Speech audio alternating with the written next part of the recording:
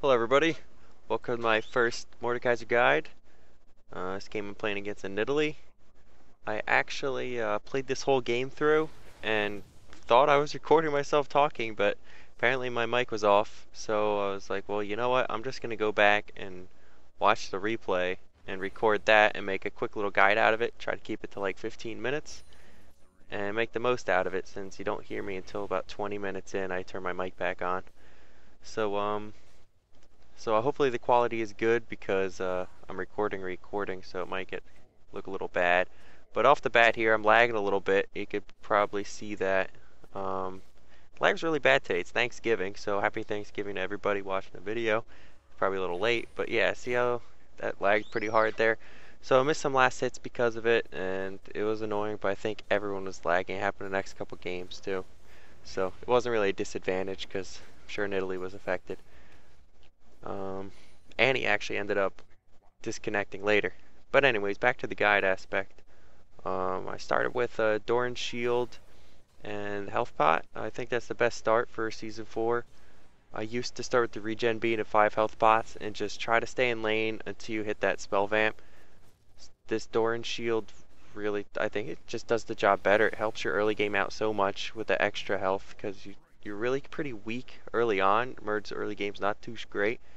So you really have to just push as much as you can, get that shield up, and you got a decent amount of health and regen to balance out the health costs from your abilities.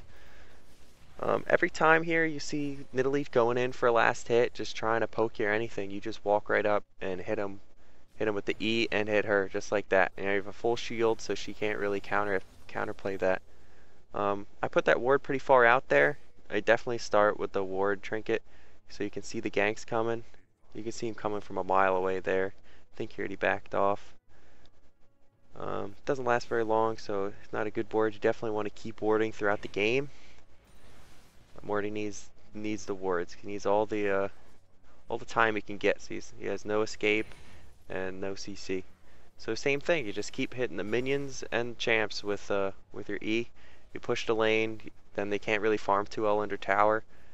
And you keep the lane advantage with your shield up. Here I didn't have wraiths to go to. I think Nocturne took them, but usually you push the lane, go get wraiths. Don't do it until around level 4 or 5. You want to upgrade it E. It helps to clear time a lot more, and you get out of there with full health. Besides that, yeah, you just keep doing your thing. It seems like this patch junglers have been nerfed, so you could just keep pushing and you don't get ganked very often, and when you do, they come in with less amount of health. So they're supposed to be stronger late game with the gold, but they're just so weak early that I feel like Mordekaiser got an inherent advantage because he doesn't have to worry about the ganks too often. See, look at that. I'm just like ignoring her, focusing on farm and doing my own thing, and she can't do much about it. And I'm always pushing, and I just saw Jarvan walk by once. And she's just sitting there wasting mana and stuff. So now I finally get over here to take these wraiths. Jarvan shows up in my jungle and I beat him down pretty well. I think he steals one of the little ones. I can't follow that because Nidalee was coming. But this was a big setback. He destroyed my shield. I'm down to 75% health. Coming up, I see Nocturne at Wraith, so I don't think I notice him up there. He actually pings, but I have to escape. I think we could have got her killed. Yeah, I take that spear. She didn't spear very often. Like, I think she knew she was just going to waste it on a shield. But when she did, like, she could lead it and everything, so she was decent. And that engagement kind of screwed me over. I flashed again, didn't need to in hindsight, but got away with some health. If I would have E'd and ignited, she'd be dead, but I don't think I would have made it out of there if I stayed any longer. So overall, it is what it is. I'm not going to check the score, it seems, so I don't know what the farm is at. Barely got out of that one. First item you need is that hex tech. Boots, I mean, it's obvious you need boots just to help dodge skill shots, and Morde needs speed because he has no movement like out of his abilities. So I'm just waiting in base for this. This was probably a bad idea. I should have got wards instead. Worked out pretty well since Jarvan was doing pretty poorly. I don't know why Rengar said he wanted to come mid because he was winning top lane, so I just told him to leave. Yeah, so I'm coming back with no wards. All I have is a little trinket, which does not last very long. So yeah, now he finally leaves. There we go. 35. I didn't get to check Nidalee's farm. I'm sure it's not very good, just because she has to farm under tower. And prior to 6, Nidalee really can't farm that well. She doesn't have good clear, so she can just sustain, which is annoying against Morde with all the healing, because usually you take E's over and over again. It's going to be a problem. I signaled she was missing. I figured she might go bot lane, but I mean, there's not much I can do there.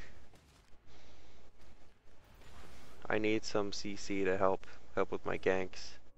There she is. Yeah, she was down there. I don't know if she got the assist. There it is again. She knows the spear when my shield's down. That's when you're most vulnerable. So you have to try to go in with your minions and stay behind them to help prevent that. And against any champ, it'll help block their skill shots. And when you get to the minions, if you can hit the champ with your E, and you get a bigger shield and you get a poke. If not, see, I'm hiding behind the minions. And I still took it, but my shield was big enough that it absorbed the whole thing. Now she's going in. She had the advantage from the early spear. She speared me again. I just took it in the face. Sometimes you want to ult just to sustain in lane. I get my butt kicked there, but so much DOT with ult ignite. Anytime you ult, especially against the Nidalee, that really shuts down her heal. Maybe it was on cooldown, so that's why she didn't use it there. But your ult ignite is way stronger than just ults. It always take ignite. That goes without saying, really. Just like why, if you're mid, you need that ignite. So got lucky that it finally killed her. It was nearing the end of it. Nidalee's pretty squishy, so probably why I got the kill. Team seems to be doing okay. Bot lane's losing, but Rengar's doing well top lane against Yorick. I mean, Yorick is always strong in lane. It's weird that he was losing, and then his team fight is pretty abysmal. So 1-1, definitely winning in farm. That last fight, I screwed up. Like during the fight, I fought well, but prior to that, it was bad laning. I saw she was going for that. She's got the tears going. That I had my Q stacked. I should have just autoed, and my Q does way more damage to isolated targets. But oh well. So now I'm just going to get some wraiths. Always get wraiths. You might want to tell your jungler that you're going to steal them all the time, just so you get them. That's a lot of extra CS, and it's easy. Like, I'm still going to get back to lane before she can push it all the way to tower. Well, almost. So I barely missed that spear. Alright, so I lied, but that's because, like, once they get some, Nidalee got into that cougar form, so she could actually clear waves pretty quickly. Nidalee's missing again. Thought she might be roaming, and bot lane needed some help. You have to follow. Any mid you play, you have to follow. So I'm definitely late here. I wasn't paying attention until it was too late. Another good spear. I think we get pinned down back here. This is what Nidalee's good at mid-game when her damage is high, and she could just poke and poke and poke, especially with Lux on the team and Ezreal. It's a good poke comp. It ends up being really bad for them later, because we have good all-in with Rengar and Nocturne. Another good spear out of Nidalee. Here goes Rengar. They kept pinging a fight and they never went. Him and Nocturne. Always want to put that shield on a melee who you know he's going to get damaged. It's an automatic assist. I got that clone. I end up clicking the attack. It was a little late there. Would have got her if I clicked earlier. The easiest way to control your clone, you just press R, and like wherever you want it, whatever you want it to do. The R acts like a right click. CJ4, he just combos out. And now the team's going to go for drag here. Once again, rush to spell vamp. You could sit on that. You used to rush a Woda, but it's really not worth it. This patch, last season, I used to get the jungle item, Spiritual Spectral Wraith, and you just farm with that like crazy and just never leave lane. But it doesn't give spell vamp anymore, so that's worthless. This time, Will the Ancients is really cheap, so I mean, if you're behind, maybe you just want to settle for that. I mean, it's a final item you can get. It gives you cooldown reduction, which is good. I'm not paying attention here. I'm just like AFK farming. Rengar's doing well. I can't really go in. I try to, and I'm like, never mind. I'm too low. No ult. Morde really relies on his ult. But back to the spell vamp. 12% is fine early game. I mean, it just makes your moves cost effective. So, I mean, really, all you're waiting on is cooldown, so you don't have to worry about killing yourself by using abilities. Eventually, I built the revolver into a gunblade, because your Q actually scales with AD. I don't know the actual scaling. I think it's about 80%, something like that. But it scales with AP also, so that gunblade ends up giving more ability power. I think Woda is only 50 ability power, and gunblade is 65. And then it gives the AD. It also gives a range slow. So it's really good. Since Morde has no slows, you just throw that on somebody and help you catch up, and deals lots of ability power. Oh, someone just invited me to a game, but I can't really accept right now or respond because I'm in the middle of a commentary, as you know. So, next item getting is Haunting Guise. You need Sorcerer's Shoes, your mage, get the magic pen, kind of obvious. Some people like Merc Treads, I've seen that before, and you could just tank the crap out of your mid lane, and you get that earlier, and it gives you tenacity, so it kind of counters the CC since you have low mobility. I've seen that before, don't like it that much because, I mean, you're just made to do damage, not, that's just main objective, that's all I ever focus on. Well, that's not even true, because I'm about to say that Haunting Guise I get because I like getting a little tanky. So, disregard what I said the past, like, 10 seconds ago. So anyways, there's Nidalee roaming again. I should have followed, I'm just noobing it up. But I'm going for the tower, I'm going to make her pay. If you don't roam, you have to push. Like, it's just, like, you can't just, the last hit. If your lane's gone, just push the tower, try to take it down. So here Jarvan comes in with half health. I don't know why, because you could just combo. Your single target damage is ridiculous, so you just blew up there. I ignited him, didn't really need to, but it is what it is. Now he can tank the tower. I don't think he's gonna because minions are around. But we take that out and get some more farm going. So our team's losing. Now I'm doing well. Push the tower down. Farm's almost 100. It's kind of low. I blame the lag. Usually farms better. Morde farms like a boss. So anyways, Haunting Guise, good item. More magic pen, which comps well with your ult. Morde's his scaling really isn't that high. When your scaling isn't high, you want to go more magic pen than you would if your scaling was high. Otherwise, you go full AP.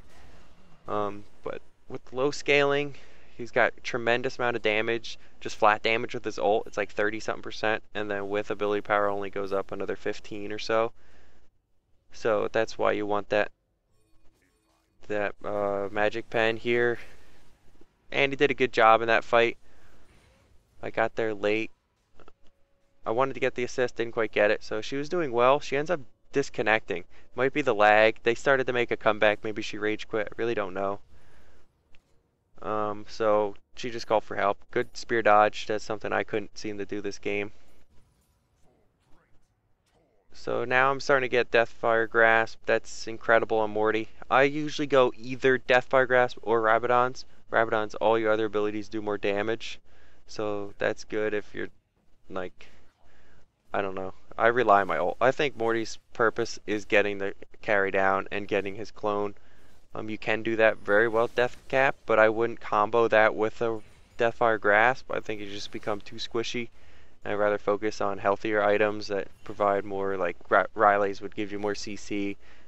The other thing, the Haunted Guise builds in Leandries. Good for melting down some tanks. Get some more pen. Get some more health into that. Comps well with Riley's. You know, I just like the other items that give you more utility as opposed to just a straight damage from Death Cap. But then again, Death Cap is incredible. Its win rate is really high, so I don't know. You can try it out. I used to build it, but I don't do it anymore. Nidalee's roaming bot again, so I'm just pushing.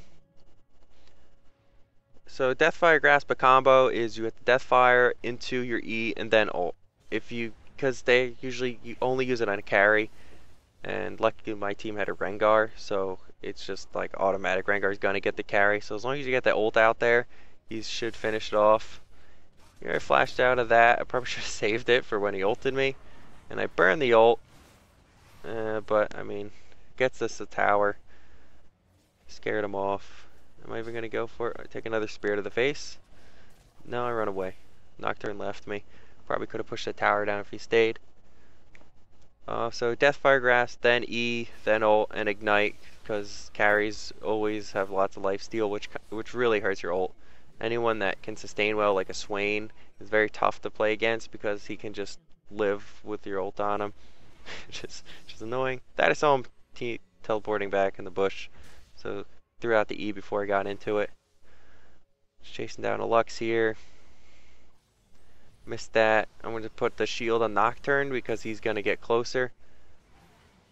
More damage. Definitely max the shield second. The shield is incredible in lane because when it boosts your armor and your magic resist, and it also builds your shield off the minions. I guess I didn't even explain how your shield works to anyone who's really new to Mordekaiser. Your shield, whenever you deal spell damage, you build a health shield. Literally flashed there. She really couldn't or shouldn't have. I guess she wanted to ensure the kill because she probably knew she was going down. So whenever you deal damage, you gain a health shield, and also your moves cost health, not mana. I probably should explain this way early in the video, but oh well, too late now. That should go without saying. Mordekaiser's not a very difficult champ to learn how to play. Lots of times people rage about it. It's like, oh, like such skill, Mordekaiser, you actually make him look hard to use. Yeah, stuff like that. It's like, alright, whatever, you're losing, shut up. So, I don't know, people rage about him. Really basic champ, easy to use, skill shots are really easy. So, I think I turn my mic back on, so I might have to turn the game volume down. It's actually probably really quiet to begin with. I can barely even hear it, and I don't even know what I'm going with. But anyways, back to what I was saying, which I don't remember. Pretty sure my ping's high here. Pretty sure I like kind of just walk it and don't use any spells. And just kind of stand there, like wiggling around and die. Don't even put an ult out.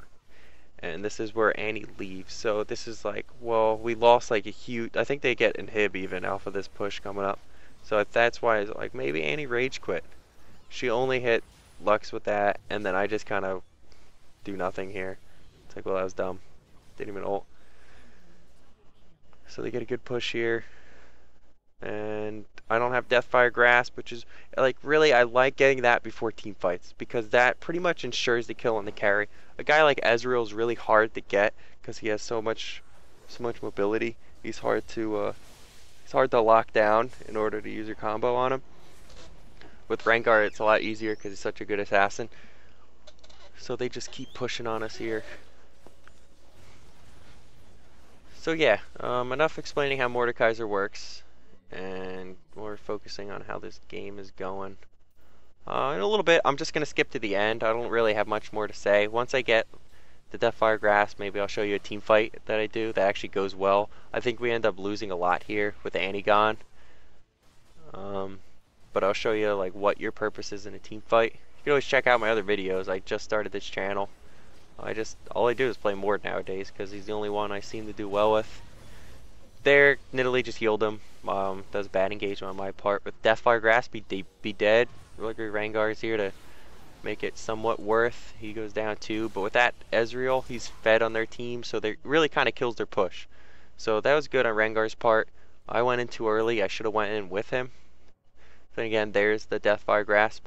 I set my Deathfire Grasp to my last item, and I put my last item to spacebar. Spacebar seems to be a really like quick, like it can just make my combo off go really fast.